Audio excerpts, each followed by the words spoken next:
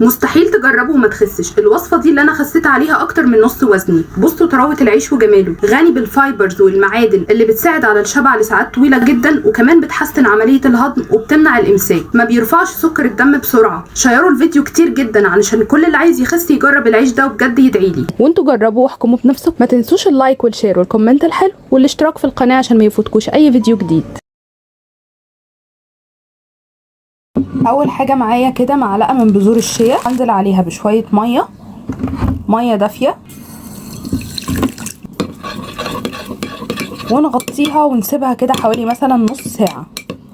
ده كده انا بعمله قبل ما اشتغل معاكم اصلا في الوصفه. انا هعمل ميكس ما بين نوعين من الدقيق، اللي عايز الوصفه بنوع واحد بس فيهم يعملها بنوع، مفيش مشكله. اول نوع هيكون سنبله الفرات دقيق قمح كامل، وتاني نوع سنبله الفرات برضو دقيق شعير. انا مش بعمل اعلان للشركه خالص، انا والله شارياهم زيكم بفلوسي. الحقيقه ان هم ناقصين جدا في الاسواق، يعني تقريبا مش موجودين في اي سوبر ماركت حاليا، فاللي عايزهم هم متوفرين اونلاين، يا اما في موقع الشركه نفسه يا اما اونلاين في اي موقع. ادخلوا اكتبوا سنبله الفرات دقيق قمح كامل هيطلع لكم نفس الشكل ده. ليه انا برشح دايما النوعين دول، خصوصا في وصفات العيش؟ اللي متابعني وعارف هيلاحظ ان انا بقول دايما النوعين دول في وصفات العيش، لان الرده بتاعتهم ناعمه جدا، بتساعد على نجاح الوصفه، غير الرده الخشنه اللي بتكون في انواع دقيق تانية. دي ما تنفعش، دي ممكن تقطع معانا العجينه وما تنفعش. فانا شغلي بيكون بكل امانه من البدايه ومصداقيه، اللي مجرب حاجتي عارف الكلام ده. النوعين دول مفيش احلى منهم في الرده الناعمه. اولا انا هستخدم كوبايه من كل نوع دقيق،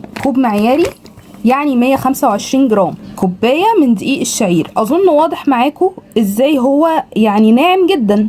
ما تقارنيهوش بقى بنوع دقيق شعير تاني مليان بالرده وتيجي تعملي بيه الوصفه وتبوظ. تاني نوع هستخدمه هو القمح الكامل، برضو شايفين الرده ناعمه ازاي. في انواع تانية الرده بتكون واضحه وظاهره قوي وخشنه جدا، ما تنفعش. رشه من الملح. تعالوا بقى نرجع لبذور الشيا اللي انا اصلا كنت نقعاها بقالي حوالي نص ساعه. شايفين عملت ازاي؟ بصوا اتحولت لحاجه جيلاتينيه بالشكل ده، وامتصت ال3 معالق ميه اللي كنت حطاهم فيها. هنزل بيهم كده. كمان معلقه كبيره من زيت الزيتون، والعجن هيبقى بالميه. معايا الميه دافيه، هنزل بيها كده تدريجي مع التقليب. هنفضل ننزل تدريجي بالميه كده. طبعا الشعير والقمح الكامل مليانين بالرده اللي بتمتص السوائل، فعشان كده ممكن تحتاجي كميه كبيره من السوائل. اللي عايز يحط معلقه من الخميره في الوصفه بحيث يديكي طعم العيش يعني حطي، مفيش مشكله، لكن كوصفه هي مش محتاجه معانا خميره اصلا. تمام كده يا جماعه، خلاص انا لميت المكونات في بعضها، ما عجنتش ولا حاجه خالص، يعني الموضوع ما فيهوش صعوبه، ما فيهوش تعب. مجرد جمعت كل المقادير في بعضها لغايه لما وصلت العجينه طريه بالطريقه دي، فيها سنه بسيطه من التلزيق بالشكل ده، ما تكونش ملزقه معاكي جامد ولا تكون ناشفه وجافه بزياده. واستخدمت حوالي كوبايه الا ربع من الميه من نفس الكوب المعياري اللي انا استخدمته في معيار الدقيق. هغطي كده الطبق. غطيت الطبق بالشكل ده، وهسيب بقى العجينه تريح براحتها خالص لمده مثلا ربع ساعه. كل ما سبتي العجينه تريح كل ما هي تريحك في الفرد.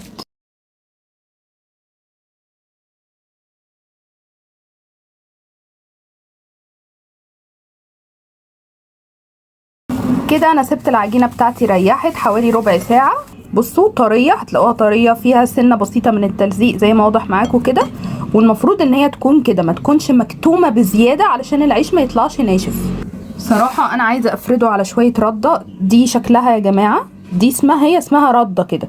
دي بتروحي تشتريها من عند العطار عادي جدا. الدول اللي مش بيتباع فيها الرده دي عادي ان انتوا تفردوا دقيق قمح كامل او دقيق الشعير. الاول احطها كده كويس في الرده قبل ما افرد. نفرد بقى هنا في العيش ده تورتيلا.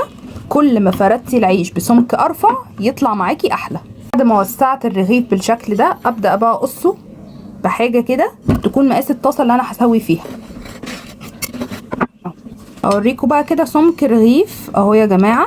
بصوا رفيع ازاي، كل ما كان رفيع يطلع معاكي احلى. كده انا حطيت الطاسه بتاعتي على النار تكون في البدايه زي ما انتم شايفين عاليه كده، علشان عايزه الطاسه تسخن. لازم ننزل بالعيش فيها وهي سخنه. بعد كده بتخلي الحراره متوسطه. هنزل كده باول رغيف عملته معاكم لان هو ريح خلاص كويس. ودرجة الحرارة خليتها متوسطة. العيش ده ما بياخدش وقت خالص في التسوية، زي ما انتوا شايفين كده السمك بتاعه رفيع، هو ما بياخدش وقت على النار. في ثواني هتلاقي لونه بقى بني غامق، وهتلاحظي في التسوية بيعمل كده فقاقيع بسيطة من الهواء رغم ان هو لا فيه بيكنج باودر ولا خميرة. بنقلبه كده على كل وش شوية زي ما انتوا شايفين، وشايفين فقاقيع الهواء اللي بيعملها. وعايزه اقول لكم ان الرغيف ده خلاص استوى، هطلعه واغطيه بفوطه او تحطيه في كيسه وتقفليها، وهكمل باقي الكميه اللي معايا كلها بنفس الطريقه. شوفوا لي بقى الجمال ده يا جماعه، بصوا الجمال. الكميه دي تكفيكي لاسبوع تقريبا، كل يوم تاكلي رغيف في الفطار، هيسد معاكي الشهيه طول اليوم، بجد تحفه. الكميه دي طلعت لي حوالي 7 رغيفه. انا عامله كمان الرغيف زي ما انتوا شايفين كبير ازاي، يعني لو انتي استخدمتي طاسه صغيره هيطلع معاكي ضعف العدد ده. الرغيف الواحد يا جماعه سعراته حوالي 120 سعر حراري بس، مريح للهضم وللقولون وللمعده، ما بيرفعش سكر الدم بسرعه، عيش مليان بالفوائد. قوموا اعملوه دلوقتي حالا لو عندكم انواع الدقيق اللي قلت لكم عليها متوفره، او اي بدائل تكون بنفس الرده الناعمه زي ما انا استخدمت معاكم كده. وبجد جربوا وقولوا لي رايكم، متاكده ان انتوا هتنبهروا.